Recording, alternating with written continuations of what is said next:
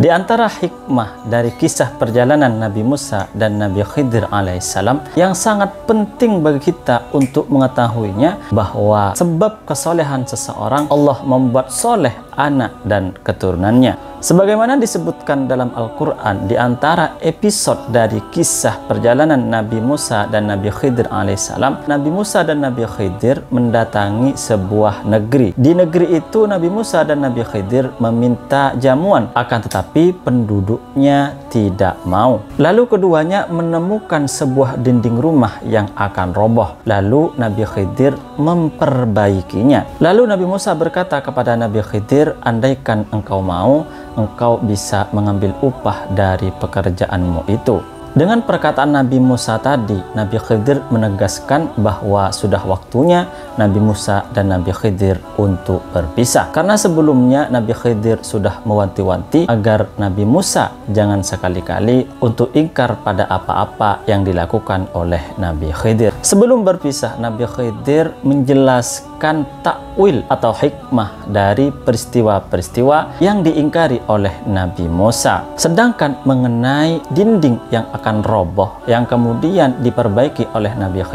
Khidir berkata sebagaimana dijelaskan di dalam Al-Quran, wa ammal jidaru fakana li ghulamaini yatimaini fil madinati wa kana tahtahu kanzul lahuma wa kana abuhuma sholihah fa arada rabbuka ay yablugha ashuddahuma wa yastakhrija kanzahuma rahmatan mir rabbik.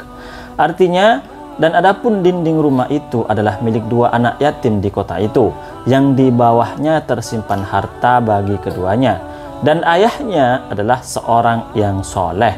Maka Tuhanmu menghendaki agar keduanya sampai dewasa, dan keduanya mengeluarkan simpanannya itu sebagai rahmat dari Tuhanmu. Ayat ini menunjukkan bahwa Nabi Khidir diperintah oleh Allah Subhanahu wa Ta'ala untuk memperbaiki dinding, untuk berbuat baik kepada kedua anak yatim itu disebabkan ayah dari anak yatim itu adalah seseorang yang soleh. Dalam riwayat lain, yang dimaksud dengan ayah yang soleh dalam ayat ini adalah kakek kedua anak yatim itu yang nomor 7. Jadi sangat jauh sekali. Akan tetapi kesolehan kakeknya yang nomor 7 bisa dirasakan oleh cucunya. Menurut Al-Imam Ibnu Katsir dalam tafsirnya, ayat ini menunjukkan kesolehan seseorang itu menyebabkan Allah akan menjaga anaknya, Allah akan menjaga keturunannya.